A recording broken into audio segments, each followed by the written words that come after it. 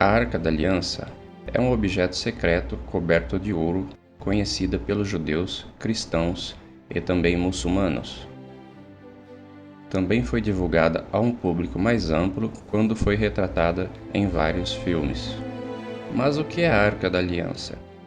Os textos mais antigos escritos sobre ela é a Torá, que se encontra no Taná hebraico, conhecido como Antigo Testamento nas Bíblias cristãs. A Bíblia nos fala sobre um Deus supremo que afirmou ser o Criador do planeta Terra. Ele escreveu 10 leis em 2 tábuas de pedra. Estas pedras foram colocadas em um baú de ouro. O baú era então fechado com um assento ou tampa com 2 querubins, um de cada lado da tampa. A arca foi usada para 2 propósitos diferentes. Em primeiro lugar, era onde o Criador da Terra se manifestaria como a lei, sendo a arca como um trono para ele. Em segundo lugar, a arca foi colocada em um santuário com outros objetos sagrados. Ninguém foi autorizado a entrar na sala onde se encontrava a arca, exceto uma vez por ano, quando o sumo sacerdote trazia sangue para a sala e colocava o sangue na frente da arca e no assento da arca. Isto simbolizava como as transgressões do povo contra a lei dentro da arca eram levadas à justiça por um sangue substituto, o qual era trazido diante do trono. Então a arca foi trazida para o primeiro templo em Jerusalém. Acredita-se que antes dos babilônios sitiarem a cidade e destruírem o templo, a arca foi escondida ou desapareceu. Desde então, muitos especialistas, teólogos, historiadores e arqueólogos têm se perguntado o que aconteceu com a arca e se ela realmente teria existido. Seria um fato ou um mito? Ninguém tinha permissão para tocar na arca. Em mais de uma ocasião, aqueles que violaram esta regra morreram de repente. A arca também seguia os israelitas para a guerra.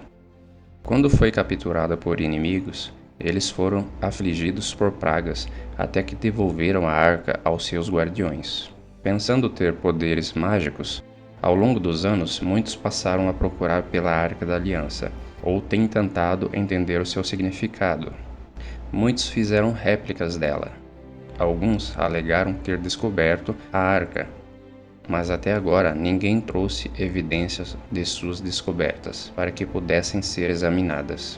Mas alguém em particular se destaca de todos os outros exploradores, de uma forma e um coração especial.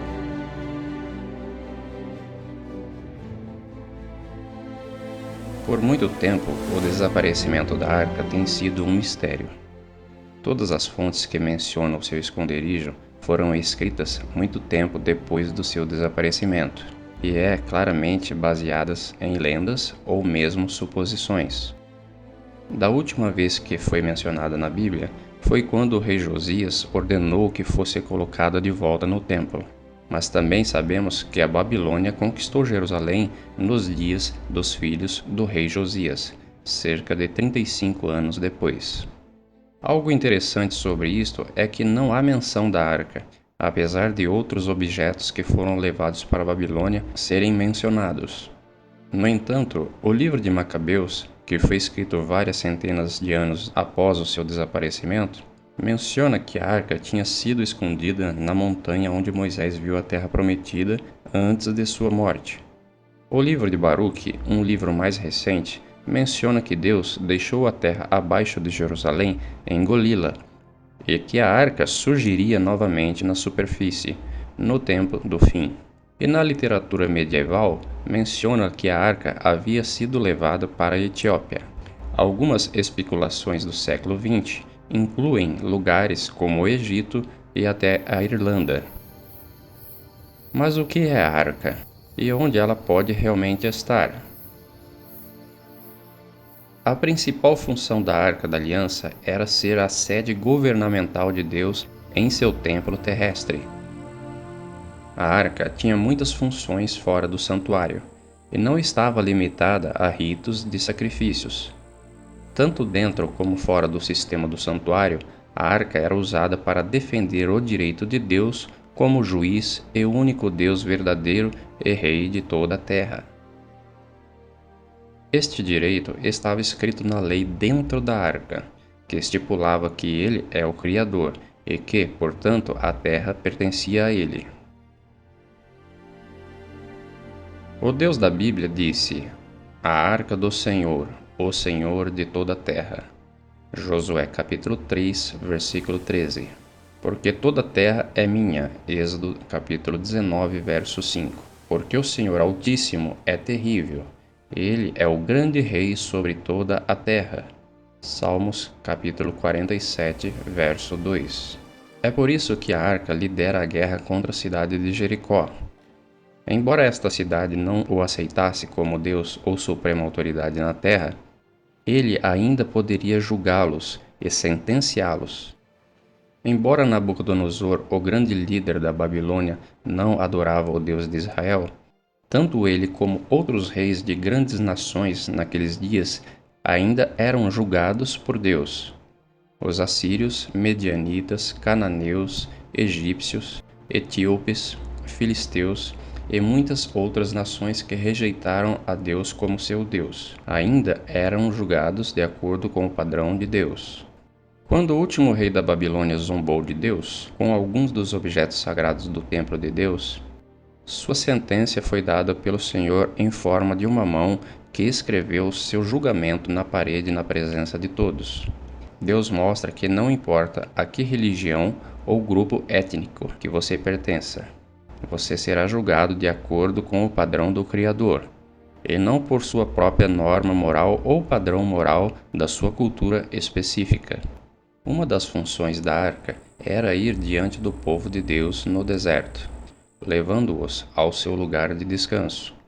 Ela estava presente quando houve uma disputa sobre a autoridade dos escolhidos de Deus, e isso tinha que ser resolvido. A arca foi adiante deles no rio Jordão, e assim o rio se abriu milagrosamente para o povo, permitindo-lhes passar o rio para outra margem. Participou da confirmação da aliança entre Deus e Israel no Monte Ebal. O mesmo quando Israel falhou com Deus e foi conquistado pelo inimigo e a arca foi tirada deles. Deus usou a arca para julgar os filisteus e humilhar seus deuses, para que fossem forçados a devolvê-la. Nesta situação, Deus usou a arca como um símbolo de seu reinado. Mesmo quando Deus não protegeu seu povo apóstata, ele protegeu a arca, pois representava sua autoridade. Isso deixou claro que nenhum homem precisava protegê-la, e que o próprio Deus iria mantê-la a salvo de tudo por si mesmo. Isto também elimina a possibilidade de que a arca tenha sido destruída. A arca tem sido o trono de Deus na terra, e a Bíblia diz que seu trono, ó Deus, é para sempre.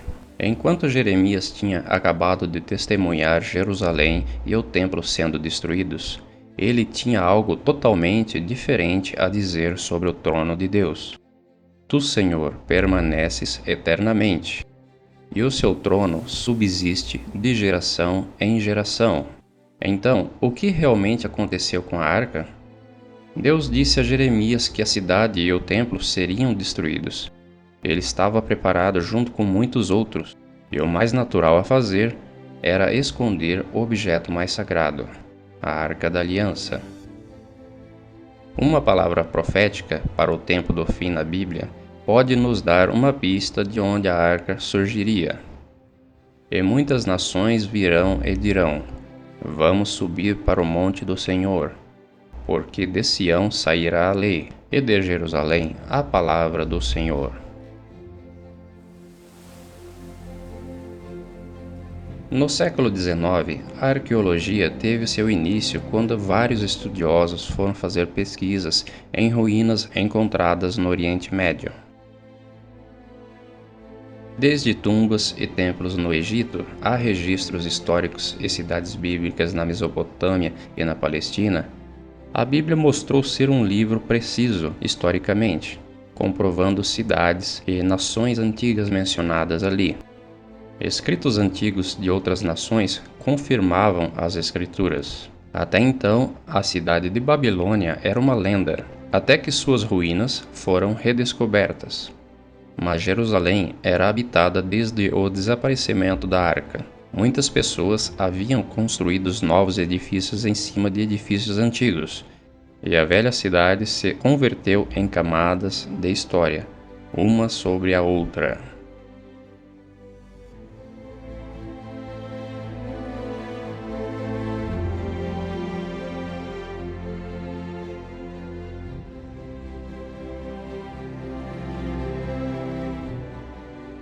Em 1854, um missionário, James Barclay, caminhava perto das antigas muralhas de Jerusalém, quando ele tropeça na entrada de uma grande caverna debaixo da cidade antiga, cheio de túneis e aberturas.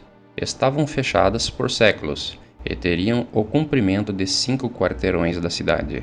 Em 1867, o general Sir Charles Warren fez a promessa de maiores escavações na cidade antiga, e na montanha onde ficava o templo, ele descobriu poços e túneis subterrâneos. Em 1873, Charles Claremont, um orientalista e arqueólogo francês, descobriu um querubim gravado em pedra dentro da caverna. Os querubins eram comumente usados nos tempos antigos para guardar a entrada de uma cidade ou um lugar sagrado. Este querubim tinha características semelhantes ao que era popular na época do desaparecimento da arca. Em 1882, o general Gordon, um alto e respeitado oficial, viajou para o Oriente Médio, e enquanto olhava ao redor de Jerusalém, ele ficou convencido de que o lugar tradicionalmente chamado Gólgota não poderia ser o local verdadeiro. A seção norte do Monte do Templo que foi cortada parecia se encaixar muito melhor com a descrição bíblica e com o desenho da cidade antiga. Ele então começou escavações lá, mas ele teria que partir para ajudar em um conflito no Sudão, onde morreu não sendo capaz de terminar seu trabalho. Porém, ele teve tempo de escrever uma carta a um amigo contendo uma declaração chocante. Aconteceu algo que ele não explicou.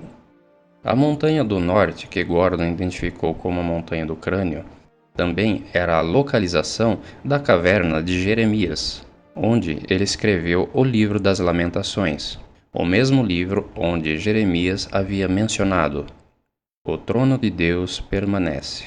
Gordon disse: "A Arca da Aliança está lá." Ele também mencionou que outros móveis do templo também poderiam ser encontrados lá.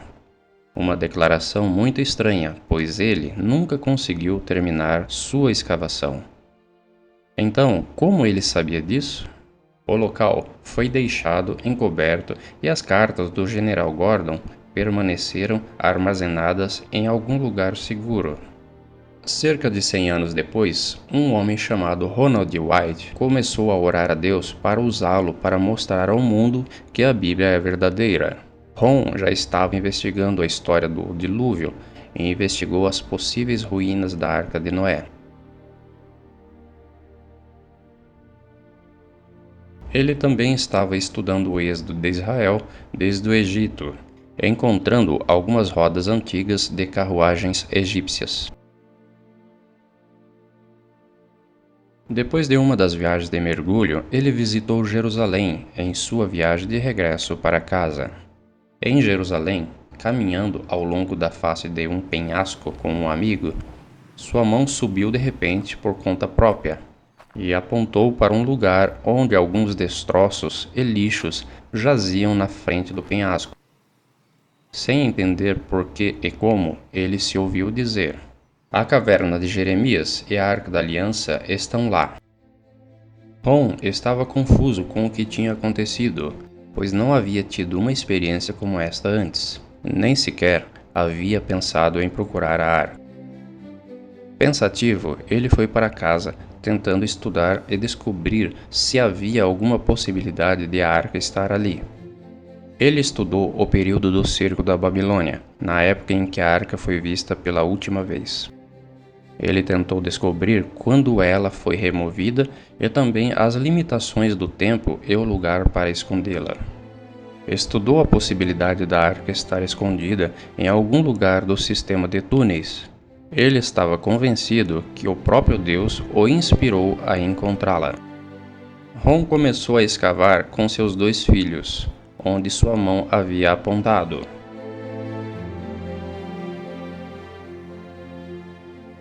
No entanto, eles logo descobriram que uma grande rocha da montanha dificultava a escavação abaixo. Em vez disso, eles começaram a escavar alguns metros para a direita. Quando começaram a escavar, ele rapidamente encontrou 3 nichos na face do penhasco. Ron pensou que talvez eles pudessem ser nichos que poderiam conter sinais do período romano. Afinal, o Gólgota ficava perto da estrada principal no primeiro século da Era Comum, e poderia ser o local onde Yeshua, Jesus, foi morto. A conhecida citação de Quintilianos explica: sempre que crucificamos criminosos, escolhemos rodovias muito movimentadas para que muitos vejam. Assim, sejam movidos pelo medo, pois toda punição não é uma vingança, mas um exemplo.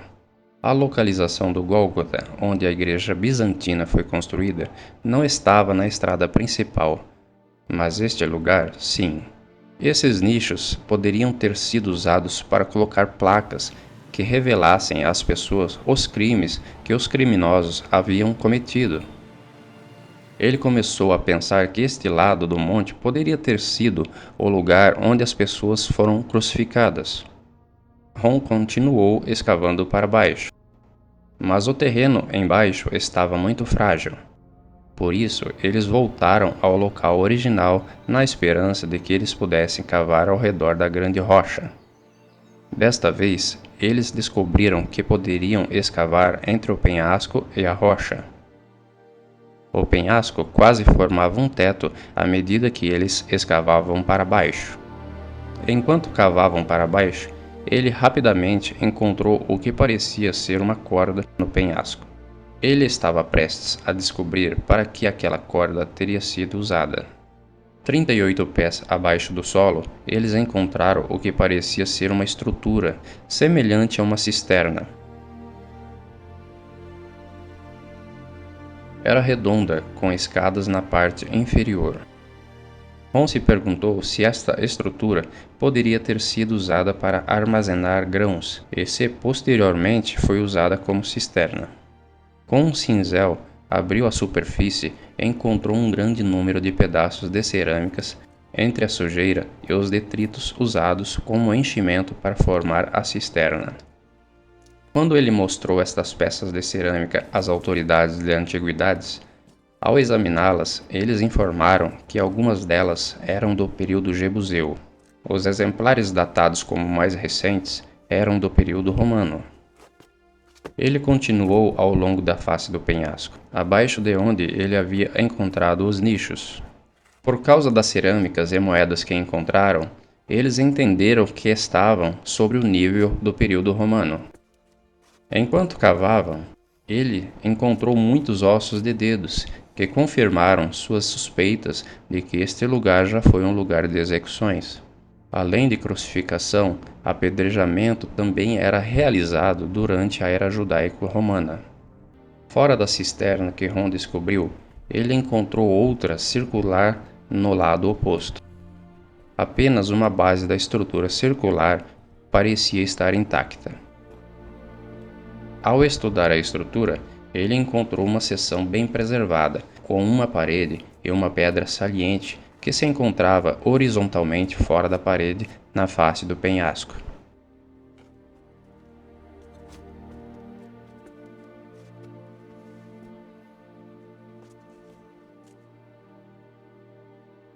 Poucos metros à frente, ele notou uma rocha quadrada que não parecia uma rocha em sua forma natural. Ele, cuidadosamente, a pegou e encontrou um buraco quadrado embaixo. Poderia ter sido um buraco para a cruz? Ao examinar este orifício e limpar a sujeira ao redor, ele descobriu que havia uma grande rachadura estendendo-se para fora dele. Parecia que o buraco tinha sido feito na superfície da base da Terra de frente. Em um nível inferior, ele encontrou outros orifícios para cruzes, mas ele não conseguia parar de pensar que aquele buraco na plataforma com a rachadura poderia ter sido o buraco que segurou a cruz do Messias. Ele se lembrou da escritura que dizia que um terremoto sacudiu a montanha quando o Messias morreu. Poderia esta rachadura indicar o buraco que segurava a cruz? O buraco se estendia cerca de 23 polegadas no solo, enquanto a rachadura parecia se estender muito mais abaixo. Não é algo improvável pensar que se poderia ter conhecimento do lugar onde o Messias foi crucificado, e que, sabendo que ele tinha muitos seguidores que gostariam de transformar o local em um memorial, preferiu-se mantê-lo em segredo. O Gólgota, usado pelas igrejas católicas e ortodoxas, foi construído por Constantino o Grande cerca de 325 ou 326 era comum, nas ruínas de um antigo templo pagão. Isto aconteceu muitos anos depois que o Messias foi crucificado. Mas estas ruínas que Rom descobriu eram romanas e poderiam ser de épocas mais próximas à da crucificação. Depois do ano 70 era comum, muitos judeus deixaram Jerusalém e outros foram mortos. A cidade foi reduzida a um acampamento romano. Isso pode significar que o local não foi mais usado para crucificações. Rom encontrou moedas no local de datas anteriores e até ao ano 135 era comum, mas nenhuma das moedas eram de datas posteriores. No ano 130 era comum, os cristãos eram mais favorecidos do que os judeus. Então, o mais provável é que esta estrutura tenha sido construída por cristãos deste período, ou mesmo antes. Isto significa que este foi provavelmente o primeiro lugar reconhecido como Gólgota. O Gólgota da Igreja Bizantina, que foi construído cerca de 200 anos depois, foi construído quando o conhecimento sobre estes lugares de alguma forma se perderam. Quanto mais perto chegamos do período da crucificação, maior a probabilidade de que eles conhecessem os detalhes do que tinha acontecido. O fato de que as moedas encontradas por Rom pertencerem ao ano 135 era comum, indica que quem construiu e usou essa estrutura antiga aparentemente a abandonou e deixou a região. O fato de que as fundações ainda estejam intactas pode indicar que não sofreu destruição nas mãos dos invasores, mas provavelmente caiu em desuso e decadência. Com o tempo, acabou ficando encoberto de sujeira e escombros. Seja qual for o caso, a evidência mostrou que a estrutura pode ter sido construída muito antes da Igreja do Santo Sepulcro. Rom e seus 2 filhos trabalharam aqui durante um período de quase 2 anos. Eles continuaram buscando no nível romano alguma caverna ou entrada para um túnel, mas sem sorte.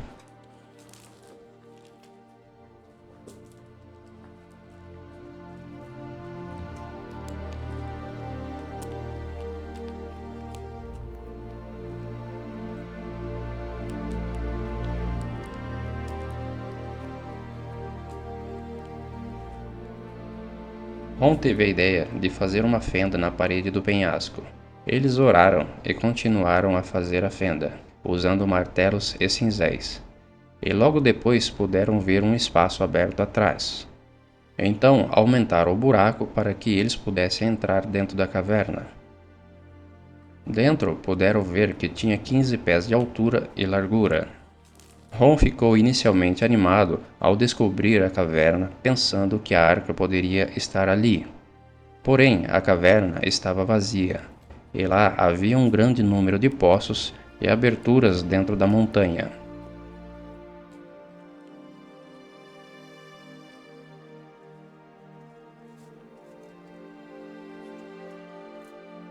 Rom continuou procurando em cada caverna e em cada abertura que puderam encontrar dentro do sistema colossal de cavernas.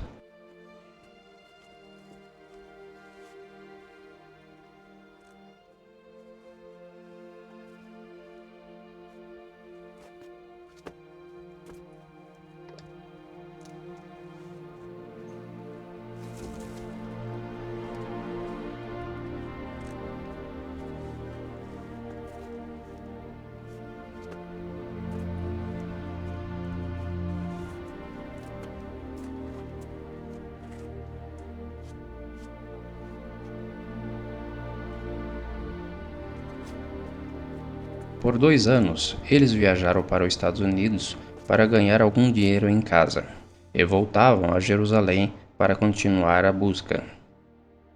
Em dezembro de 1981, eles continuaram seu trabalho dentro do sistema de cavernas, procurando por alguma abertura ou caverna que eles pudessem encontrar. Porém, os 3 adoeceram. Os 2 filhos de Ron voltaram para os Estados Unidos e Ron teve que buscar ajuda de outras pessoas para continuar. Ron não iria desistir. E lembrou que Deus havia prometido que ele iria encontrar a arca nesta viagem específica. Mas ele já tinha usado todo o seu dinheiro e estava doente, e o trabalho era muito difícil e exaustivo. Uma das pessoas que o ajudava entrou em uma das aberturas menores, já que era mais magro e poderia chegar a lugares onde Ron não conseguia. Enquanto olhava em volta, Ron encontrou uma passagem semelhante a uma chaminé, e de lá um pequeno túnel onde Ron tinha que se espremer para poder passar através dele. Então ele percebeu uma estalactite com cerca de 40 centímetros de comprimento na frente da parede do penhasco.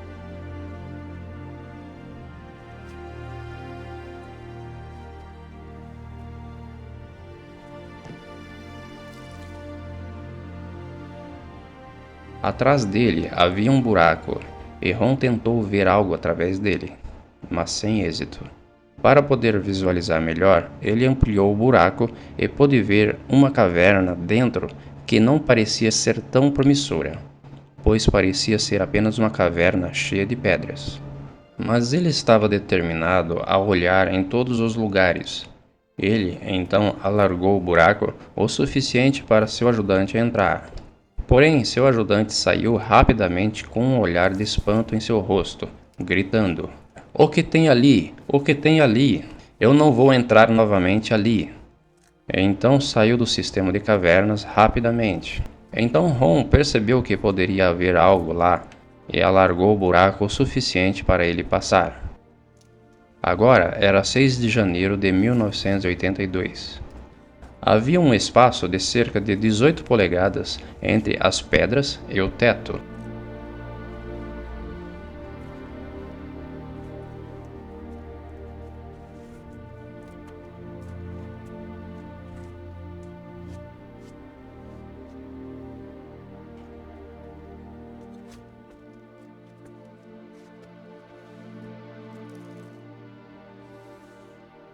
Ron começou a iluminar as pedras com sua lanterna para ver se havia alguma coisa embaixo. Ele viu algumas tábuas de madeira já decompostas, e debaixo das madeiras algumas peles de animais que se tornavam em pó apenas ao tocá-las. Então ele viu algo que brilhava, algo que era dourado, que brilhava. A princípio ele pensou que poderia ser a Arca da Aliança, mas quando ele removeu a pele do animal, ele viu uma mesa de ouro com uma moldura em relevo ao redor, na qual tinha um padrão alternado de sino e romã. Ron tinha certeza que isso tinha que ser do primeiro templo, ou alguma mobília perdida do tabernáculo, e que poderia ser a mesa dos pães da proposição. Então começou a investigar a câmara com mais cuidado, e ao observar ao seu redor com sua lanterna, notou uma rachadura no teto. Subindo pelas pedras, no lado lateral da câmara, ele viu uma caixa de pedra logo abaixo da rachadura. Justo abaixo da rachadura, tinha uma pedra lisa no topo da caixa, a qual estava quebrada em 2 partes, e uma parte menor estava mais afastada para um dos lados, criando uma abertura na caixa de pedra. Mas o topo da caixa estava perto demais do teto, impossibilitando-o de ver por dentro. Ron notou uma substância preta na rachadura do teto, e um pouco mais daquela substância preta na borda da tampa da caixa. A rachadura no teto estava diretamente acima da parte quebrada da tampa da caixa, e parte dessa substância escura havia caído dentro da caixa. Foi neste momento que Ron se deu conta do que havia acontecido ali, vindo a desmaiar. Quando ele percebeu que a rachadura no teto da caverna era o fim da rachadura que se estendia do buraco da cruz que ele havia encontrado muitos metros acima, e que a substância escura era sangue que havia caído pela abertura dentro da caixa de pedra, então ele soube que a arca estava na caixa de pedra.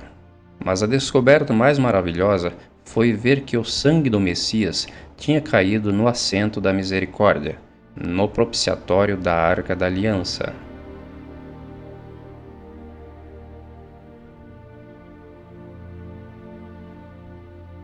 Ron ficou desmaiado por algum tempo. Mais tarde, ele voltou para a caverna e confirmou que realmente era a Arca da Aliança. Ele informou ao governo israelense sobre a descoberta, mas lhe foi dito que se mantivesse em silêncio. Porém, Ron não conseguiu ficar quieto por muito tempo. Ele visitou a câmara várias vezes e relatou que vários objetos estavam lá, além da Arca da Aliança na caixa de pedra. O castiçal de 7 ramos com suas lâmpadas do santuário original, o altar de ouro de incenso, a mesa dos pães da proposição, um incensário dourado, um éfode, uma mitra com uma romã de marfim sobre uma ponta, um peso de ciclo de bronze, lâmpadas de azeite, um anel de bronze e uma espada muito grande. Na parte de trás da arca havia um pequeno cubículo aberto, que ainda continha o livro da lei. Talvez aquele que o próprio Moisés escreveu. Pelo que Ron entendeu, o livro de Gênesis não estava ali. Ron ficou surpreso ao ver que esses pergaminhos escritos em peles de animais ainda estavam em perfeitas condições. Ele então começou a pensar como que a arca foi levada para esta câmara. Não poderia ser por onde ele entrou, pois ele cortou a pedra para entrar. Removendo algumas pedras, ele encontrou uma entrada maior, indo para o sul, em direção à caverna de Zedequias, no outro lado da estrada, onde as figuras de querubins foram encontradas. Este túnel, no entanto, estava bloqueado com muitas pedras grandes. E Ron não tinha como removê-las para fora do túnel, por onde ele entrou. Ron foi até um laboratório em Israel para analisar os resíduos de sangue que havia encontrado na rachadura e no propiciatório da arca. O resultado das análises o surpreenderam mais do que o esperavam. Em primeiro lugar, nesta análise, eu levei o sangue para um laboratório em Israel. Perguntei a uma das pessoas com quem trabalho onde havia um bom laboratório, cujo trabalho é confiável. Eles disseram, tal e tal. Eu o levei lá. Eu disse, por favor, examine este sangue e me diga o que você pode me dizer sobre ele. Nós vamos reconstituí-lo, vamos colocá-lo em uma solução salina, normal e mantê-lo à temperatura corporal por 72 horas com um movimento suave. Esse é o seu negócio, eu disse. Eu quero estar presente quando você examiná-lo. Eles disseram, tudo bem. Então eu estava de volta e eles verificaram. E agora, digo, o que eles disseram?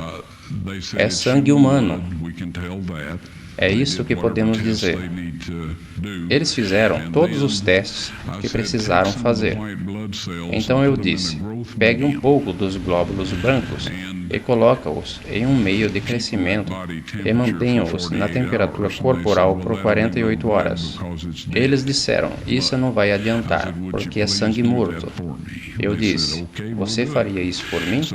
Eles disseram, ok, vamos fazer isso. De qualquer maneira, eu disse que queria estar presente quando eles tirassem a amostra para examiná-la. Regressei ao local quando eles pegaram a amostra para examiná-la sob um microscópio, e um dos técnicos chamou o outro ali. Então chamaram o chefe lá, e eles estavam falando em hebraico por um tempo, cerca de 1 minuto, e eles olharam para mim e disseram, Sr. White, esse sangue humano tem apenas 24 cromossomos nele.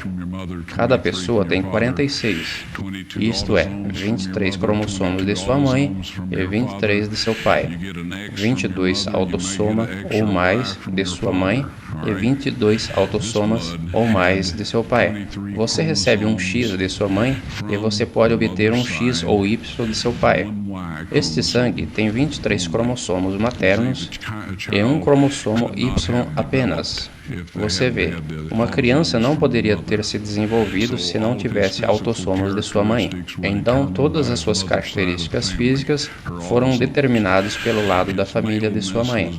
Seus autossomas, seu sexo masculino, foi determinado por esse Y, que veio de uma fonte, mas não de um homem humano. Então eles disseram: este sangue está vivo. Aí eles disseram: de quem é esse sangue? Eu disse: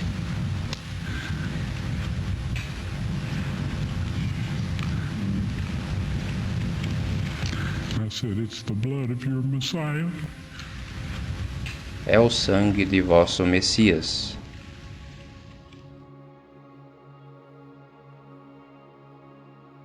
Quando o sangue foi para o propiciatório, foi provado que havia pecado contra esta mesma lei, pela qual o Messias foi punido. Nossos pecados contra as leis de Deus, não leis humanas ou quaisquer outras leis religiosas. E estas são as leis pela qual temos que nos arrepender de tê-las quebradas. Além disso, Deus realmente enviou seu Filho para morrer em nosso lugar. Ron queria mostrar tudo para o mundo imediatamente, mas Deus o impediu.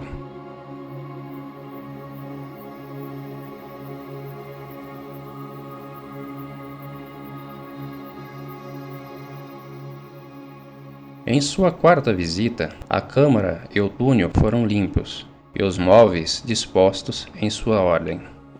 Ron imediatamente sentiu a presença de anjos na sala, e viu 4 anjos, 2 de pé, um em cada lado da arca. Eles disseram que haviam sido designados para proteger a arca. E então disseram a Ron para colocar sua câmera em um tripé e gravar.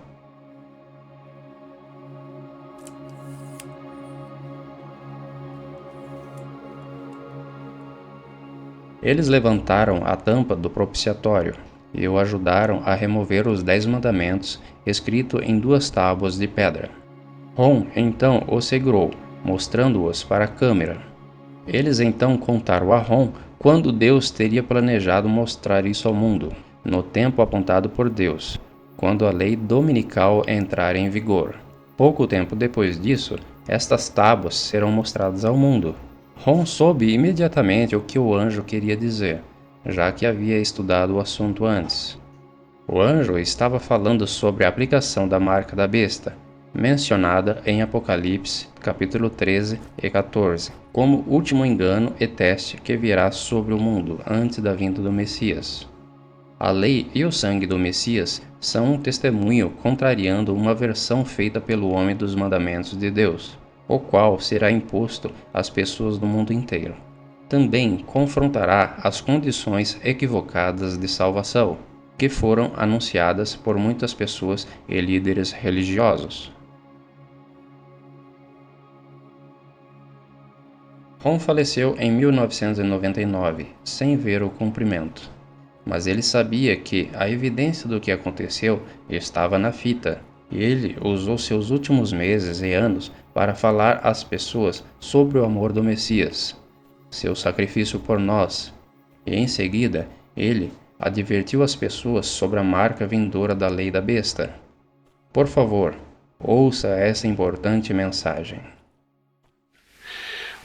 Este conjunto de leis é o único que os súditos de Deus têm que guardar.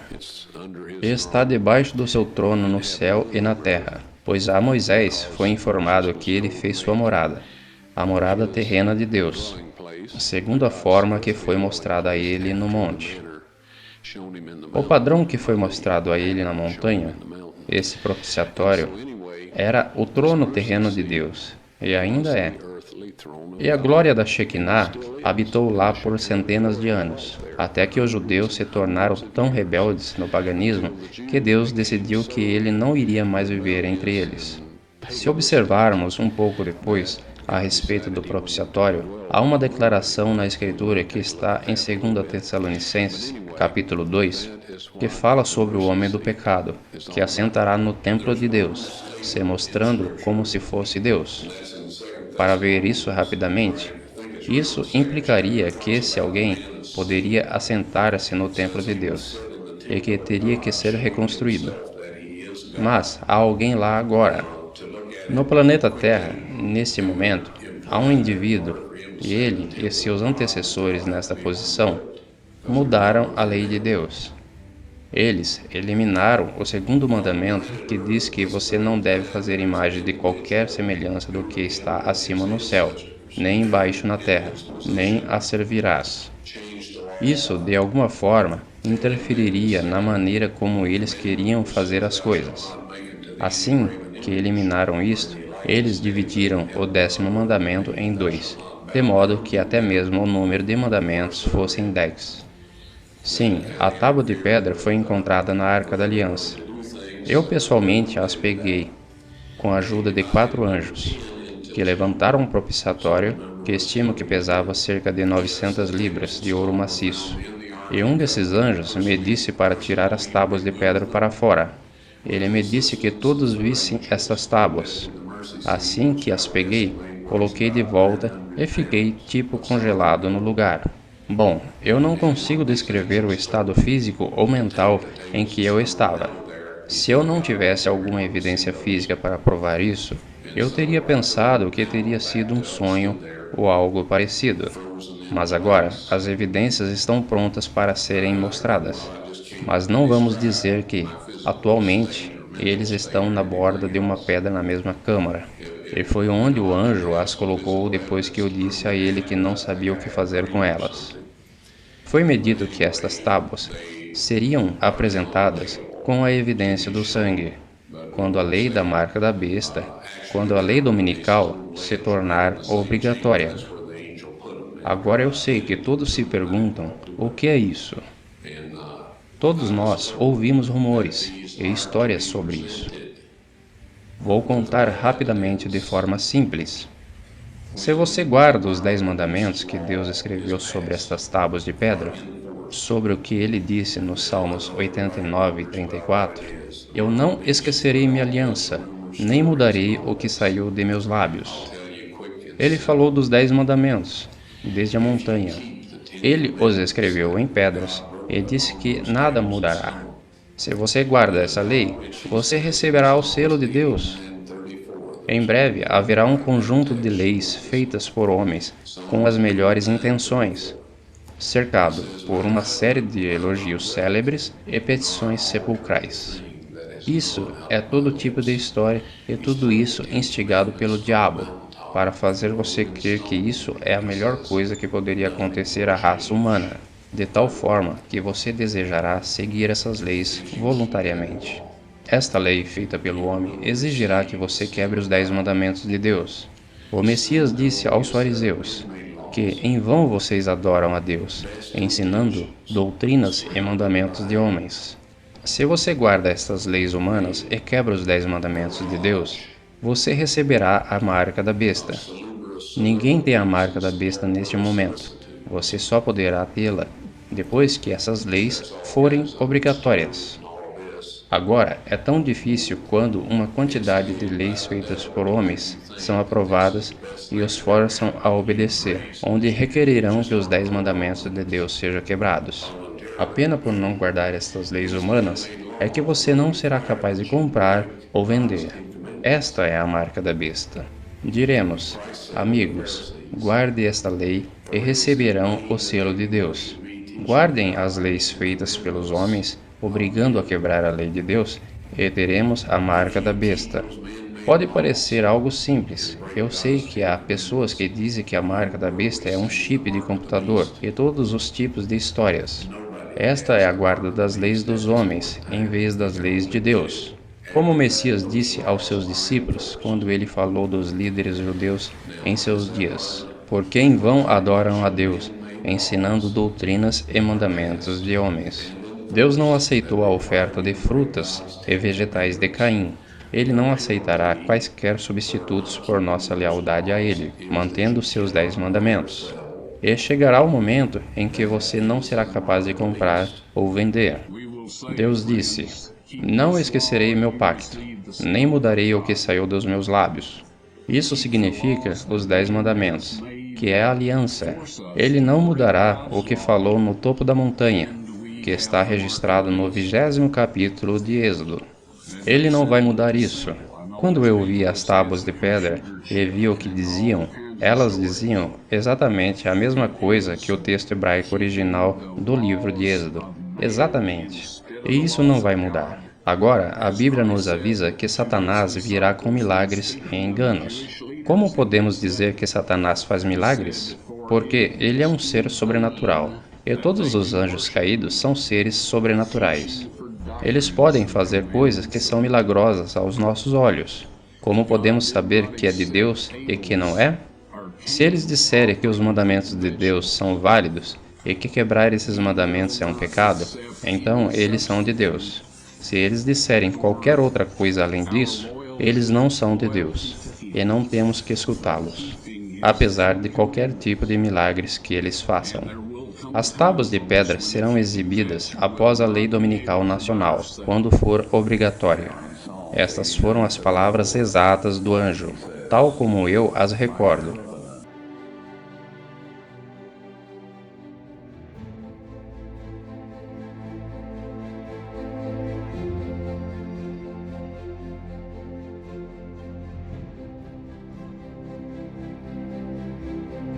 Porque este é o amor de Deus, que guardemos os seus mandamentos. E os seus mandamentos não são pesados. 1 João 5:3. E 3 são os que testificam na terra: o Espírito, e a água, e o sangue. E estes 3 concordam num. Nós aceitamos o testemunho dos homens, mas o testemunho de Deus tem maior valor, pois é o testemunho de Deus que ele dá acerca de seu Filho. 1 João 5, 8 e 9.